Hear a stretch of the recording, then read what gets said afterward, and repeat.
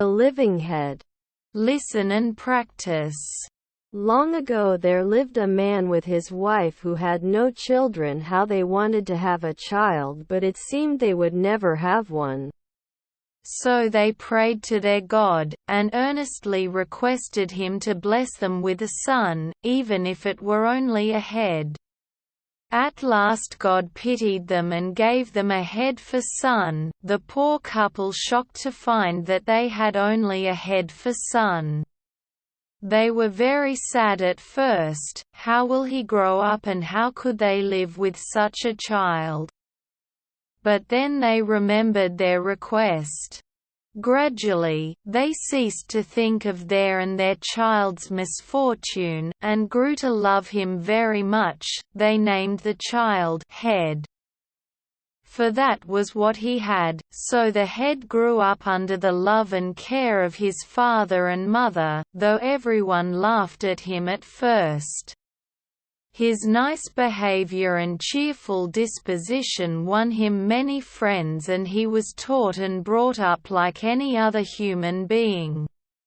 One day Head saw Chief's daughter pass the house, and fell in love with her. He rolled to his mother and said, "Mother, I am in love with Chief's daughter and wish to marry her. Will you please go to the chief and ask him to give me his daughter to be my wife?" "But dear son," answered his mother, "you are only a head, and I do not think the chief's daughter will like to marry only a head."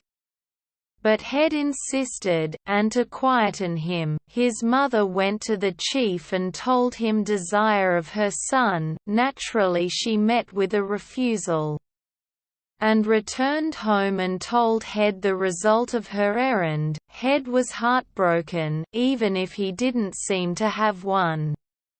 He was very sad, for he understood that he will never be able to marry anyone. How would he pass his long life? He rolled downstairs into the garden and began to sink into the ground. "Head, come up," said his mother, "and let us eat." Sink, sink, sink.